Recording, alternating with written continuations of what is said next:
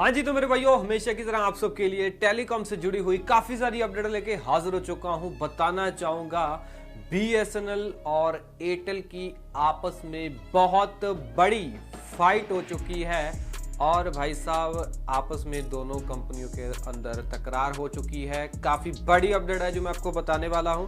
साथ ही साथ बीएसएनएल की तरफ से भी एक और अपडेट है वो भी बताने वाला हूं।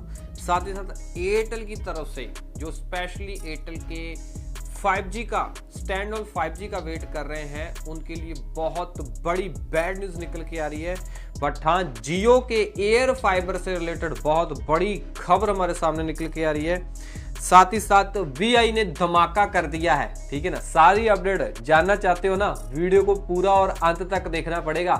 हेलो मेरे भाइयों, मेरा नाम है कमल, आप देख रहे हो आपका अपना यूट्यूब चैनल टेक का पत्री। वीडियो को स्टार्ट करते हैं। सबसे पहली अपडेट जो मैंने आपको पहले ही बताई दी थी कि एयरटेल एंड बीएसएनएल के बीच में कुछ फाइट हो चुकी है। सो फाइट किस चीज को लेके हुई है ये बता देना चाहता हूं। सो बताना चाहूंगा कि एयरटेल ने, ठीक है ना, बीएसएनएल को बोला है कि राजस्थान के अंदर आपके जो 4G टावर हैं वो हमारी कनेक्टिविटी को खराब कर रहे हैं। और इतना नहीं है, एयरटेल ने तो बीएसएनएल को ये भी बोल दिया है, मतलब कि तेजस नेटवर्क को बोला है, क्योंकि जो तेजस नेटवर्क है उसने ही बीएसएनएल को 4G लॉन्च करके दिया है, टावर लगा के दिए हैं। सो एयरटेल ने तेजस नेटवर्क को बोला है कि आपने जो 4G लॉन्च करते वक्त, ठीक है ना, जो गैजेट वगैरह इस्तेमाल किए हैं वो घटिया किए हैं। ठीक है ना, तो अगर कोई बंदा, कोई कंपनी भाई किसी के प्रोडक्ट को घटिया बोलेगी तो आपस में भाई लड़ाई झगड़ा तो होगा ही। एयरटेल का ये बोलना है कि जो बीएसएनएल का 800 मेगाहर्ट्ज वाला बैंड है उसको फिल्टर किया गया है 864 से लेके 894 मेगाहर्ट्ज फ्रीक्वेंसी रेंज के अंदर, बल्कि इसको होना चाहिए था 869 से लेके 889 मेगाहर्ट्ज फ्रीक्वेंसी तक। ठीक है ना, इसकी वजह से, ठीक है ना, इनकी जो 800 मेगाहर्ट्ज की जो फ्रीक्वेंसी है ना उसको इन्होंने थोड़ा उल्ट दिशा में सेट किया है। इनका ये बोलना है फिल्टर गलत किया है। इसकी वजह से एयरटेल बोल रहा है कि हमारा जो 900 मेगाहर्ट्ज वाला स्पेक्ट्रम है ना उसको दिक्कत आ रही है। ठीक है ना, मतलब कि हमारा जो नेटवर्क है वो लोगों तक पहुंचने में दिक्कत कर रहा है या कोई दिक्कत परेशानी आ रही है। सो इसी वजह से एयरटेल एंड बीएसएनएल के बीच में कुछ, तेजस नेटवर्क के बीच में कुछ तकरार पैदा हुई है। और एयरटेल ने तेजस नेटवर्क को या फिर बीएसएनएल को एक पत्र भी लिखा था कि आपके 800 मेगाहर्ट्ज जो बैंड है जो राजस्थान के अंदर है उसकी वजह से हमारे जो है 900 मेगाहर्ट्ज वाले बैंड को प्रॉब्लम हो रही है। अगली जो अपडेट आ रही है वो भी बीएसएनएल की तरफ से निकल के आ रही है। सो बीएसएनएल जो है ना, आप सबको पता है कि प्राइस हाइक कर रहा है। बाकी टेलीकॉम कंपनियों ने किया प्राइस हाइक, तो बीएसएनएल भी प्राइस हाइक कर रहा है। बट बीएसएनएल उस हिसाब से प्राइस हाइक नहीं कर रहा है जैसे बाकी प्राइवेट टेलीकॉम कंपनियां कर रही हैं। बीएसएनएल अपने प्लानों के प्राइस उतने ही रख रहा है, बट उसके अंदर जो वैलिडिटी है या बेनिफिट्स हैं उनको घटा रहा है। सो ऑब्वियसली अगर बेनिफिट्स या फिर वैलिडिटी घटाएंगे तो ये प्राइस हाइक तो एक किस्म का होगा ही। सबसे बड़ी बात ये है कि ये सरकारी कंपनी होने के बावजूद भी प्राइस हाइक क्यों कर रही है, क्योंकि इस सरकारी टेलीकॉम कंपनी बीएसएनएल ने पहले ही कहा था सबको कि जो प्राइवेट टेलीकॉम कंपनियां प्राइस हाइक कर रही है ना, हम वैसे प्राइस हाइक नहीं करेंगे। फिर इनको क्या जरूरत पड़ी है प्राइस हाइक करने की? ठीक है ना, क्यों ये सस्ते के अंदर प्लान हमें बांटना नहीं चाहते हैं? सो सबसे जो बिगेस्ट जो खबर है, जो न्यूज़ है, वो आपको ये बता देना चाहता हूँ।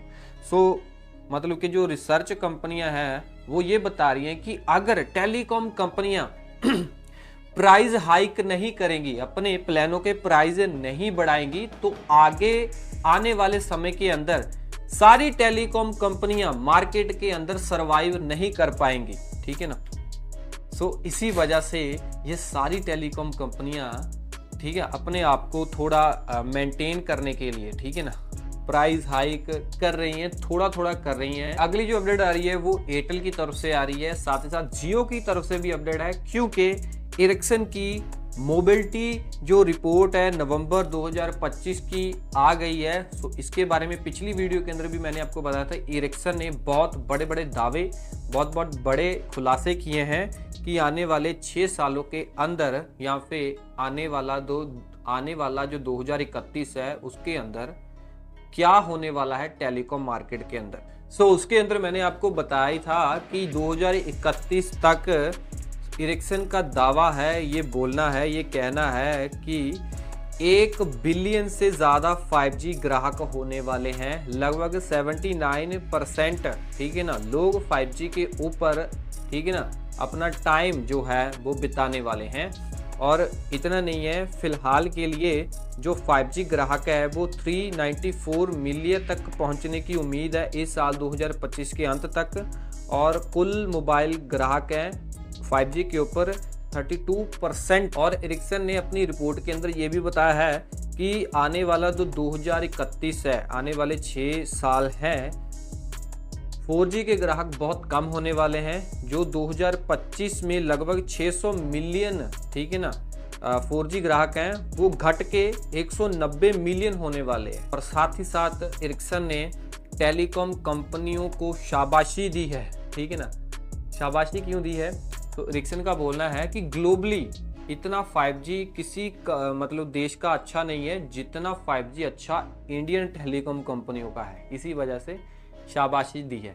बट हाँ, एयरटेल के CEO गोपाल वित्तल जी, बट उनका यार पता नहीं क्या सिस्टम है, वो रो दो रहे हैं। उनका बोलना ये है कि जो 5G के ऊपर हमने उम्मीद लगाई हुई थी, ठीक है ना, 5G उस उम्मीद के ऊपर खरा नहीं उतरा। मतलब ये है, उनका ये बोलना है कि जिस उम्मीद से हमने 5G लॉन्च किया था कि हम इससे ज़्यादा पैसे कमाएंगे, मोनेटाइज करेंगे, ठीक है ना, बट हाँ, ना तो मोनेटाइज कर पाए हैं, ना ज़्यादा पैसा आ रहा है, उल्टा हमने पैसा जो लगाया है वो भी फंसा हुआ है, ठीक है ना। साथ ही साथ एयरटेल की तरफ से ये भी अपडेट है कि हम बहुत ही बेसब्री से इंतज़ार कर रहे हैं कि एयरटेल अपना 5G के ऊपर स्टैंड ऑन 5G कब लॉन्च करेगा, ठीक है ना, ताकि हमें जो अनलिमिटेड 5G यूज़ करने में दिक्कत आ रही है वो दिक्कत हमें ना आए स्टैंड ऑन 5G के आने के बाद। बट बहुत बड़ी अपडेट मैं आपको बताने वाला हूं कि जो एयरटेल कंपनी के CEO गोपाल वित्तल जी, उन्होंने क्लियर कट बता दिया है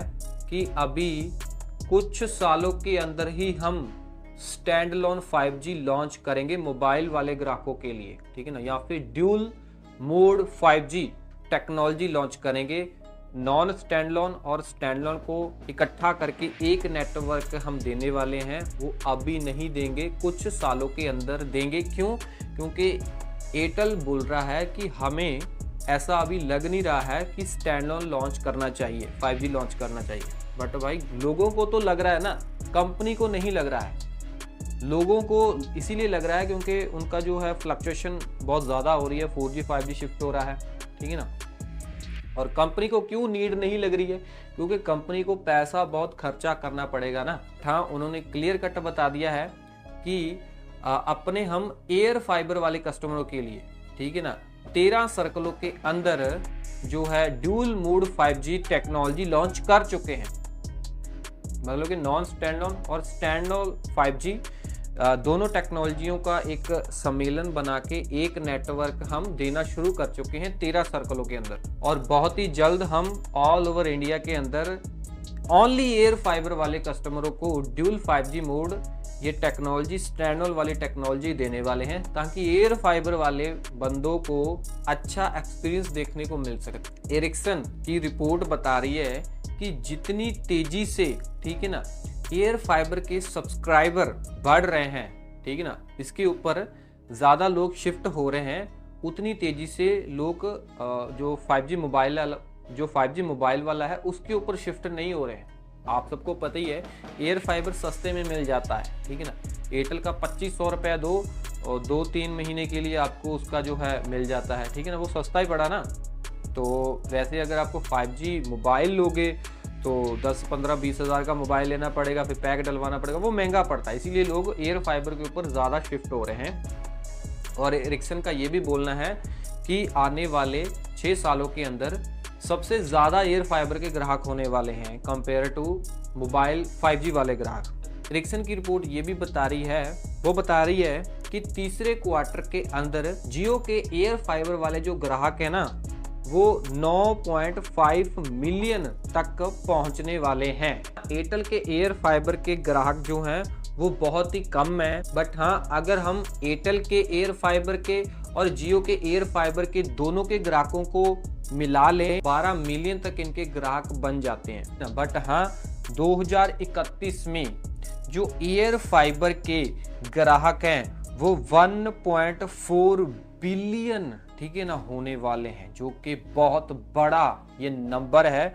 इसीलिए मैं पहले बता रहा था कि ये जो एयरटेल वाले हैं एयर फाइबर के ग्राहकों के लिए अच्छा नेटवर्क क्यों तैनात कर रहे हैं, 5G वाले बंदों के लिए अच्छा नेटवर्क क्यों नहीं तैनात कर रहे हैं, क्योंकि एरिक्सन की रिपोर्ट ये बता रही है ना, ठीक है ना, कि आने वाला भविष्य क्या हो सकता है। इसीलिए एयर फाइबर वाले बंदों का ज़्यादा ख्याल रखा जा रहा है, क्योंकि एयर फाइबर ही 5G को मोनेटाइज कर रहा है, ठीक है ना। जो मोबाइल वाले ग्राहक हैं वो 5G फ्री में इस्तेमाल कर रहे हैं, इन टेलीकॉम कंपनियों का ये बोलना है। देखो भाई, अगर किसी चीज़ की डिमांड बढ़ती है, मान लो 2031 में इतने ज़्यादा सब्सक्राइबर हो जाएंगे एयर फाइबर के अंदर, अगर किसी चीज़ की डिमांड ज़्यादा बढ़ती है ना तो उसका प्राइस इंक्रीज होना लाजमी है, ठीक है ना। तो इसका मतलब ये है कि एयर फाइबर के प्राइसेस जो है वो इंक्रीज होते हुए हमें दिखाई दे जाएंगे। अभी फ़िलहाल के लिए कंपनियां इसीलिए फ्री में दे रही हैं क्योंकि उनको सब्सक्राइबर चाहिए। आगे जाके इनके पास ऑलरेडी इतने सब्सक्राइबर हो जाएंगे, फिर इनको फ्री में बांटना नहीं पड़ेगा, फिर ये अपने एयर फाइबर के ऊपर ज़्यादा से ज़्यादा चार्जेस लेने वाली हैं। ये पक्का नोट करके रख लेना भाई, बात ये होने वाला है।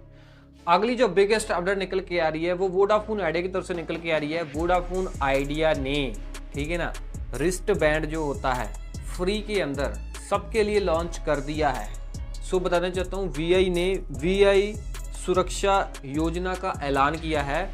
बता देना चाहता हूँ कि सबरीमाला के अंदर जो सालाना तीर्थ यात्रा, ठीक है ना, होती है वो अब शुरू होने वाली है। सो VI का ये कहना है कि उस यात्रा के अंदर माँ बाप के साथ जो बच्चे होते हैं ना, वो पिछले साल बहुत ज़्यादा मतलब गुम हो गए थे, तो उसको ढूंढने में मतलब काफ़ी दिक्कत आती है।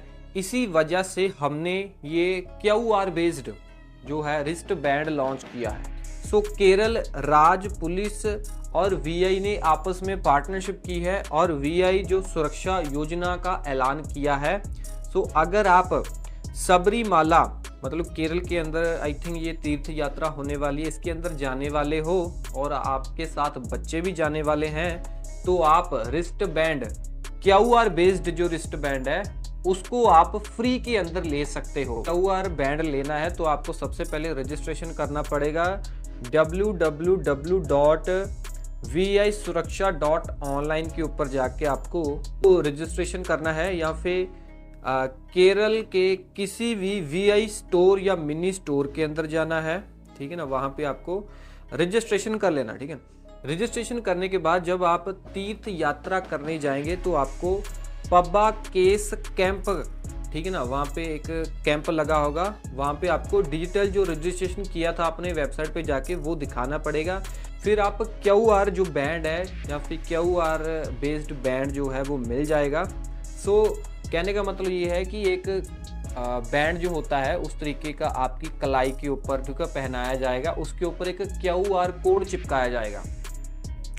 सो स्पेशली बच्चों के वो हाथ कलाई के ऊपर बैंड लगाया जाएगा, ताकि अगर कोई बच्चा यात्रा के दौरान गुम या फिर गवाच जाता है, ठीक है ना, तो अगर मतलब कि पुलिस बोल रही है कि हमको मिलता है वो बच्चा, तो उस QR कोड को हम स्कैन करके ना सारी जानकारी उस बच्चे की या फिर उस बच्चे के माँ बाप की निकलवा सकते हैं। क्योंकि जब आप रजिस्ट्रेशन करोगे ना तब आपको अपनी सारी डिटेल वहाँ पे डालनी पड़ेगी, तो आपकी वो सारी डिटेल को QR कोड के अंदर, ठीक है ना, फिल कर देंगे और आपके बच्चे की कलाई के अंदर वो QR कोड वाला बैंड लगा देंगे। स्पेशली एक चीज़ बताना चाहूँगा कि अगर आपके पास है गाड़ी, कार है और आप अपनी गाड़ी के लिए एक बहुत ही बेहतरीन डैश कैम खरीदना चाहते हो, तो ये 70 MI डैश कैम A510, ठीक है ना, डैश कैम है।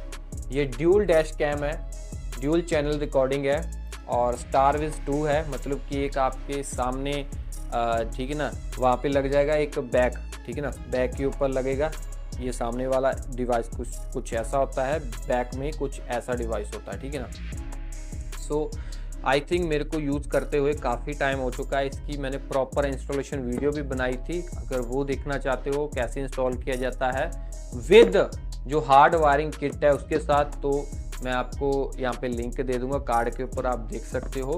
बाकी मेरी तरफ से फुल्ली रेकमेंड है, क्वालिटी नंबर 1 है ना। आप लेना चाहते हो तो ये स्टारविज 2 वाला 70 mi डैश कैम A510 ले सकते हो। इसका लिंक जो है मैं आपको यहाँ पे दे रहा हूँ डिस्प्ले के ऊपर, जाके बाय करो। और वीडियो अच्छी लगी तो लाइक करो। ऐसी इन्फॉर्मेशन आपके अपने यूट्यूब चैनल फैक्ट पत्री के ऊपर आती रहेंगी, सब्सक्राइब करो। मैं मिलता हूँ अगले वीडियो में। Till then I get all smiling. जय हिंद जी।